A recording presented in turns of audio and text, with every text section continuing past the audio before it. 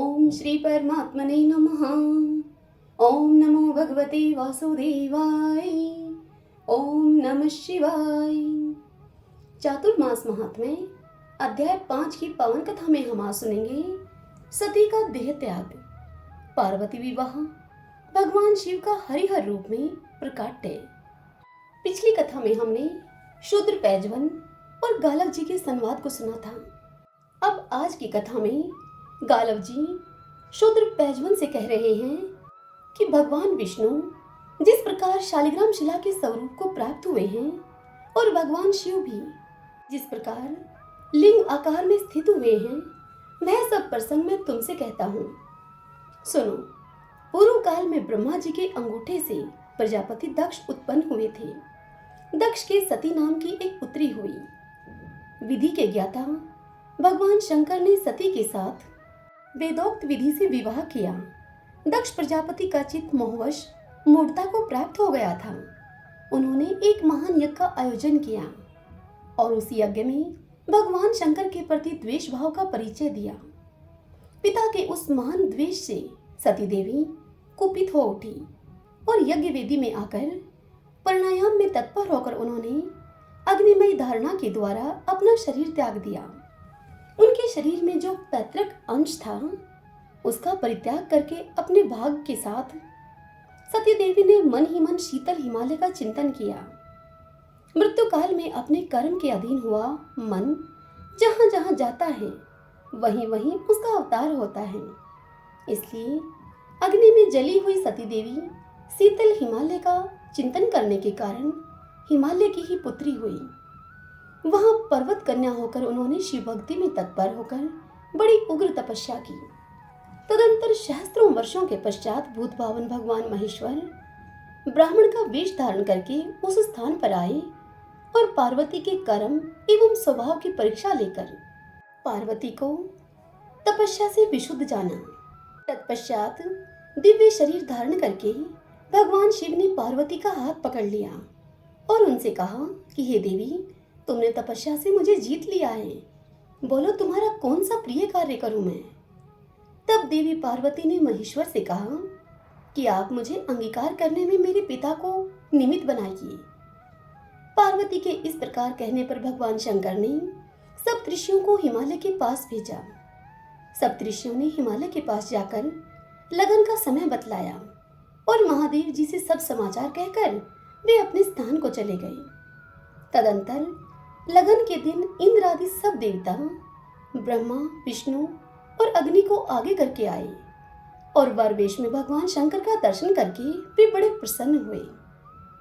हिमवान ने दुल्हा वेश में भगवान शंकर का दर्शन करके अपने को कृतार्थ माना और प्रसन्नता पूर्वक मधुपर्क आदि शुभ उपचारों से भगवान शंकर का पूजन किया। तत्पश्चात वेदोक्त विधि से उस गुणवती कन्या को हिमवान ने भगवान शिव को सौंप दिया। उसके बाद भगवान शिव ने अग्नि की परिक्रमा की और जब उनसे गोत्र आदि पूछा गया तब वे लज्जित से हो गए। तत्पश्चात ब्रह्मा जी के कथन के अनुसार विवाह की शेष विधि पूरी की गई। जो यज्ञ में चरु ग्रहण करते समय अपने 5 मुख प्रकाशित करने वाले हैं, वे ही भगवान महेश्वर गिरिराज नंदिनी के लिए सुंदर रूप और वेशभूषा से संपन्न वर बने हुए विराजमान थे। पार्वती ने भगवान शंकर को ही अपना प्राण वल्लभ स्वीकार किया। विवाह के पश्चात दहेज देकर हिमालय ने शिव जी को विदा किया। वहां से भगवान शिव मंदराचल पर्वत पर आए। वहां विश्वकर्मा ने उनके लिए क्षण भर में मणिमय भवन का निर्माण किया। वह मंदिर देवादिदेव भगवान शिव की इच्छा के अनुसार बढ़ने वाला था। उस मंदिर भवन में पार्वती के साथ निवास करते हुए भगवान शंकर की दृष्टि में वायु रूपधारी कामदेव वहां आया। कामदेव ने शिवजी को देखकर इस प्रकार उनका सत्वन किया। कामदेव ने कहा, हे वृषभध्वज, आपको नमस्कार है। आप सर्व स्वरूप हैं। आपको नमस्कार है। आप गणों के स्वामी हैं। आपको नमस्कार है। हे नाथ, मेरी रक्षा कीजिए आप। हे प्रभु, आपके इस चराचर जगत में कोई ऐसी वस्तु नहीं दिखाई देती जो आपसे रहित हो। आप ही रक्षक, आप ही सृष्टि करने वाले तथा आप ही समस्त संसार का संहार करने वाले हैं। हे महादेव, मुझ पर आप कृपा कीजिए और मुझे देह दान दीजिए। यह सुनकर भगवान शंकर कामदेव से बोले कि हे कामदेव, मैंने पूर्व काल में तुम्हें पार्वती के आगे भस्म किया है, अब पुनः उन्हीं के समीप शरीरधारी हो जाओ। भगवान शिव के ऐसा कहने पर कामदेव ने अपना शरीर धारण किया और विनय से नरम होकर उसने पार्वती के दोनों चरणों में प्रणाम किया। उस समय उसके मन में बड़ी प्रसन्नता थी। पार्वती और परमेश्वर का प्रसाद पाकर महामोह एवं बल से संपन्न महातेजस्वी कामदेव तीनों लोकों में विचरण करने लगा। प्राचीन काल में देवासुर संग्राम के अवसर पर भयंकर रूप धारण करने वाले बलो उन्मत्त दानवों ने देवताओं को मारा। देवता भयभीत होकर ब्रह्मा जी की शरण में गए। बृहस्पति आदि सभी देवताओं ने जगत पिता ब्रह्मा को नमस्कार करके फिर उनका सत्वन किया। फिर सब के सब हाथ जोड़कर खड़े हो गए। तब ब्रह्मा जी ने उन सब से पूछा कि हे देवताओं, किस लिए तुम मेरे पास आए हो? यह सुनकर देवता बोले कि हे तात, अद्भुत पराक्रम करने वाले दैत्यों ने युद्ध में हमें परास्त कर दिया है, अतः हम सब लोग अब आपकी शरण में आए हैं। हे देवेश्वर, अपनी शरण में आए हुए हम लोगों की आप रक्षा कीजिए। देवताओं की इस बात को सुनकर ब्रह्मा जी ने देवताओं से कहा कि एक समय शिव भक्तों ने भगवान विष्णु के भक्तों के साथ एक दूसरे को जीतने की इच्छा से बड़ा विवाद किया। तब भगवान शंकर ने अपने भक्तों के देखते ही देखते एक परम अद्भुत रूप धारण किया। वह रूप उनका हरिहर स्वरूप था। वे आधे शरीर से शिव और आधे शरीर से विष्णु हो गए। एक ओर भगवान विष्णु के चिन्ह और दूसरी ओर भगवान शिव के चिन्ह प्रकट हुए। एक ओर गरुड़ और दूसरी ओर नंदी वृषभ उपस्थित थे। एक ओर मेघ के समान श्याम वर्ण था तो दूसरी ओर कर्पूर के समान गौर वर्ण था। दोनों में एकता का स्पष्टीकरण हुआ। इसी प्रकार संपूर्ण विश्व में एक ही भगवान व्यापक हैं, अतः विश्व भगवान से भिन्न नहीं है। इस तरह भगवान की एकता का बोध हुआ। श्रुतियों और स्मृतियों के अर्थ को बोधित करने वाली भेद बुद्धि नष्ट हो गई। पाखंडी और युक्तिवादी सब आश्चर्यचकित हो गए। सबने अपने अपने मत का आग्रह छोड़कर मोक्ष मार्ग की शरण ली। मंदराचल पर्वत पर वह हरिहर मूर्ति आज भी विद्यमान है, जिसकी परमत आदि गण सदा स्तुति करते रहते हैं। सृष्टि, पालन और संहार करने वाली वह मूर्ति संपूर्ण विश्व का बीज एवं अनंत है। भगवान शिव और भगवान विष्णु की उस संयुक्त मूर्ति का स्मरण करने पर वह संपूर्ण पापों का नाश करने वाली है। वह परम सत्य एवं योगी पुरुषों के द्वारा चिंतन करने योग्य है। मुक्ति की इच्छा रखने वाले मनुष्य उस मूर्ति का ध्यान करके परम पद को प्राप्त होते हैं। चातुर्य मास में विशेष रूप से उसका ध्यान करके मनुष्य फिर मानव लोक में जन्म नहीं लेता। उस हरिहर मूर्ति के समीप जो लोग भी जाते हैं उनका वे भगवान कल्याण करते हैं। ऐसा कहकर ब्रह्मा जी वहीं पर अंतर्ध्यान हो गए। तत्पश्चात वे अग्नि आदि देवता मंदराचल पर्वत पर गए और भगवान महेश्वर को खोजते हुए वहीं पर भ्रमण करने लगे। तदंतर चातुर्य मास पूर्ण होने पर हरिहर स्वरूपधारी भगवान शिव उनके ऊपर प्रसन्न होकर प्रत्यक्ष उनको दर्शन देकर बोले कि हे देवेश्वरों, अब तुम लोग जाओ और अपने अपने अधिकारों का उपभोग करो। मैंने उन दानवों को जिनसे तुम्हें भय था अब मार डाला है। तब प्रसन्नचित एवं बाधा रहित देवता कोटि कोटि विमानों के द्वारा अपने अपने अधिकारों को प्राप्त हुए। एक समय सब देवताओं तथा भगवान विष्णु और शिव के द्वारा भी पार्वती जी की इच्छा के प्रतिकूल कोई कार्य हो गया। इससे उन्होंने देवताओं को मृत्युलोक में प्रस्तर प्रतिमा होने का श्राप दिया। उसी समय उन्होंने भगवान विष्णु से कहा कि आप भी मृत्युलोक में शिलारूप होंगे और शिवजी को भी ब्राह्मणों के श्राप से लिंगाकार प्रस्तर रूप प्राप्त होगा।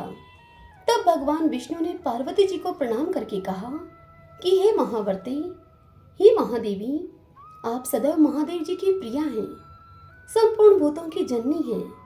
आपको नमस्कार है, आप कल्याणमयी हैं, आपको नमस्कार है। तब पार्वती जी ने प्रसन्न होकर उनसे कहा कि हे जनार्दन, आप शिला रूप में रहकर भी योगीश्वरों को मोक्ष देने वाले होंगे।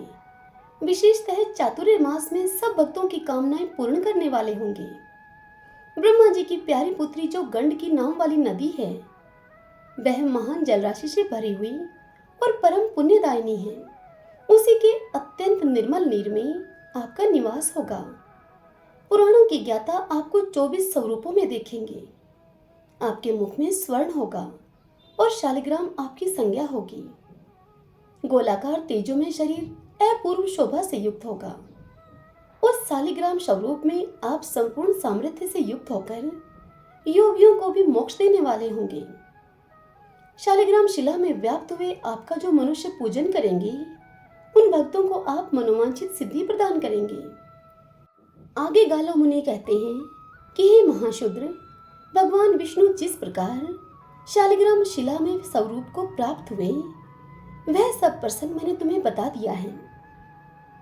गंड की नदी में भगवान विष्णु शालिग्राम रूप से प्रकट होते हैं और नर्मदा नदी में भगवान शिव नर्मदेश्वर रूप से उत्पन्न होते हैं। ये दोनों स्वयं प्रकट हैं, कृत्रिम नहीं। शालिग्राम शिला में व्याप्त भगवान विष्णु 24 भेदों से उपलब्ध होते हैं, किंतु भगवान सदाशिव सदा एक हाथ से नर्मदा से प्रकट होते हैं। जहाँ गंडकी के जल में शालिग्राम शिला उपलब्ध होती है, वहाँ स्नान और जलपान करके मनुष्य ब्रह्मा पद को प्राप्त होता है। गंडकी से प्रकट होने वाली शालिग्राम शिला का पूजन करके मनुष्य शुद्ध आत्मा योगीश्वर होता है। भगवान विष्णु पूजन, पठन, ध्यान और स्मरण करने पर समस्त पापों का नाश करने वाले हैं। फिर उनकी शालिग्राम शिला में पूजा की जाए तो उसके महत्व के विषय में तो कहना ही क्या है, क्योंकि शालिग्राम में साक्षात श्री हरि विराजमान होते हैं। चातुर्य मास में शालिग्राम आगत भगवान विष्णु को नैवेद्य, फल और जल अर्पण करना विशेष रूप से शुभ होता है। चातुर्मास्य में शालिग्राम शिला सबको पवित्र करती है। जहाँ शालिग्राम स्वरूप भगवान विष्णु की पूजा की जाती है, वहाँ 5 कोस तक के भूभाग को भी भगवान पवित्र कर देते हैं। वहाँ कोई अशुभ नहीं होता। जहाँ लक्ष्मीपति भगवान शालिग्राम का पूजन होता है, वहाँ वह पूजन ही सबसे बड़ा सौभाग्य है। वही महान तप है और वही उत्तम मोक्ष है। जहाँ दक्षिणावर्त शंख, लक्ष्मी नारायण स्वरूप शालिग्राम शिला, तुलसी का वृक्ष, कृष्ण सार मृग और द्वारका की शिला यानी कि गोमती चक्र हो, वहाँ लक्ष्मी, विजय, विष्णु और मुक्ति, इन चारों की उपस्थिति होती है। भगवान लक्ष्मी नारायण अर्थात शालिग्राम की पूजा करने वाले मनुष्य को भगवान अति पुण्य प्रदान करते हैं, जिससे वह उसी क्षण मुक्त हो जाता है। भगवान विष्णु का ध्यान पापों का नाश करने वाला है। तुलसी की मंजरियों से पूजित हुए भगवान शालिग्राम पुनर्जन्म का नाश करने वाले हैं। सब प्रकार से यत्न करके उन्हीं जगदीश्वर विष्णु का सेवन करना चाहिए। वे संपूर्ण संसार में व्याप्त होकर स्थित हैं। एक समय पार्वती जी ने शिव जी से कहा, हे महेश्वर, आपके हाथ में यह रुद्राक्ष की माला सदा मौजूद रहती है। हे देव, आप किस मंत्र का जप करते हैं? यह संदेह मेरे मन में बार बार उठा करता है, क्योंकि आप ही सबके स्वामी हैं। आपसे बढ़कर दूसरे किसी को मैं नहीं जानती। फिर भी आप बड़ी भक्ति के साथ सदा ही किसी मंत्र का जप करते रहते हैं। हे देवेश, आपसे भी श्रेष्ठ और कौन है जिसका आप मन ही मन चिंतन किया करते हैं? देवी पार्वती की इस बात को सुनकर भगवान शंकर उनसे बोले कि हे प्रिय, भगवान विष्णु के सहस्त्र नामों में जो सारभूत नाम है, उसी नाम का मैं नित्य निरंतर चिंतन किया करता हूँ। मैं राम नाम जपता हूँ और उसी के अंक की इस माला के द्वारा गणना करता हूँ। श्री राम का अवतार बहुत ही श्रेष्ठ है। 12 अक्षरों से युक्त जो सनातन ब्रह्मारूप प्रणव है, वह ए उ मैं इन 3 अक्षरों से संबद्ध है, 3 ग्रामों से युक्त है। उस बिंदु युक्त प्रणव मंत्र का मैं सदैव माला के द्वारा जप करता हूँ। यह पूर्ण वेदों का सारभूत है। यह नित्य, अक्षर, निर्मल, अमृत, शांत, तरदुप, अमृत तुल्य, कलातीत, संपूर्ण जगत का आधार, मध्य और कोटि कोटि ब्रह्मांडों का बीज है। इसको जानकर मनुष्य शीघ्र ही घोर संसार बंधन से मुक्त हो जाता है। ओमकार सहित जो द्वादश अक्षर बीज है, उसका जप करने वाले मनुष्य के लिए वह कोटि कोटि पापों का दाह करने वाला दावानल बन जाता है। द्वादश अक्षर मंत्र ओम नमो भगवते वासुदेवाय। इस मंत्र का चिंतन ही सबसे उत्तम ज्ञान है, जो शुभ और अशुभ दोनों का विनाश करने वाला है। द्वादश अक्षर मंत्र करोड़ों जन्मों में कहीं किसी को ही उपलब्ध होता है। चातुर्य मास में उसका स्मरण विशेष रूप से ब्रह्मा की प्राप्ति कराने वाला तथा मनोवांछित वस्तु को देने वाला है। इस अक्षर से प्रकट हुए मंत्र का जो मन, वाणी और क्रिया के द्वारा आश्रय लेता है, उसका पुनर्जन्म नहीं होता। हे पार्वती, जो भगवान विष्णु की भक्ति में तत्पर होकर उनके 12 मास संबंधी भारी नामों का शालिग्राम शिला में न्यास करता है, उसे प्रतिदिन द्वादशाह यज्ञ का फल प्राप्त होता है। द्वादश अक्षर मंत्र के महात्म्य का सहस्त्रों जिह्वाओं के द्वारा भी वर्णन नहीं किया जा सकता। संसार में इसका जप, ध्यान और सत्वन करने पर यह महामंत्र सभी मासों में पापनाश करने वाला होता है, किंतु चातुर्य मास में तो इसका यह महात्म्य विशेष रूप से बढ़ जाता है। इस मंत्र के चिंतन मात्र से ही मनुष्यों को मनचाही सिद्धि प्राप्त हो जाती है। इसके जप से सनातन मोक्ष प्राप्त होता है। शांति प्रायण जप एवं ध्यान से मनुष्य निश्चय ही मोक्ष को प्राप्त होता है। शूद्रों और स्त्रियों के लिए पर्णव रहित जप का विधान है। पूर्वोक्त 18 शूद्र जाति वाले मनुष्यों को जप तप करने की आवश्यकता नहीं है। वे ब्राह्मण भक्ति, दान और विष्णु भगवान के चिंतन से सिद्ध हो जाते हैं। उनके लिए राम नाम मंत्र ही है। यही उन्हें कोटि मंत्रों से भी अधिक फल देने वाला होता है। राम, इस 2 अक्षर के नाम का जप सब पापों का नाश करने वाला है। मनुष्य चलते हुए, खड़े होते हुए और सोते समय भी श्री राम नाम का कीर्तन करने से इहलोक में सुख पाता है और अंत में भगवान विष्णु का पार्षद होता है। राम, यह 2 अक्षरों का मंत्र कोटिशत मंत्रों से भी बढ़कर है। यह सभी शंकर जातियों के पाप का नाशक बतलाया गया है। चातुर्य मास प्राप्त होने पर तो यह राम मंत्र अनंत फल को देने वाला होता है। इस भूतल पर राम नाम से बढ़कर कोई पाठ नहीं है। जो राम नाम की शरण ले चुके हैं, उन्हें कभी यमलोक की यातना नहीं भोगनी पड़ती। जो विघ्न कारक दोष हैं, सब राम नाम का उच्चारण करने मात्र से नष्ट हो जाते हैं। जो परमात्मा समस्त स्थावर जंगम प्राणियों में अंतर्यामी आत्मा रूप से रम रहा है, उसे राम कहते हैं। राम, यह मंत्रराज भय और व्याधियों का नाश करने वाला है। यह युद्ध में विजय देने वाला तथा समस्त कार्यों एवं मनोरथों को सिद्ध करने वाला है। राम नाम को संपूर्ण तीर्थों का फल कहा गया है। वह ब्राह्मणों के लिए भी मनोवांछित फल देने वाला है। रामचंद्र, राम राम इत्यादि रूप से उच्चारण किया जाने वाला यह 2 अक्षरों का मंत्रराज इस भूतल पर सब कार्य सिद्ध करने वाला है। देवता भी राम नाम के गुण गाते हैं। इसलिए हे पार्वती, तुम भी सदा राम नाम का जप करो।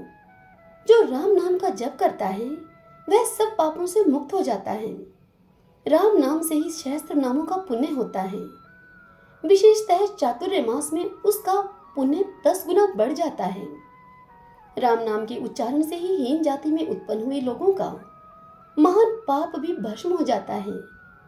ये भगवान श्री राम संपूर्ण जगत को अपने तेज से व्याप्त करके स्थित हैं और सब मनुष्यों में अंतरात्मा रूप से रहकर उनके पूर्व जन्मोपार्जित स्थूल एवं सूक्ष्म पापों को क्षण भर में ही भस्म करके उन्हें पवित्र कर देते हैं। हरि ओम तत्सत। ओम नमो भगवते वासुदेवाय। ओम नमः शिवाय।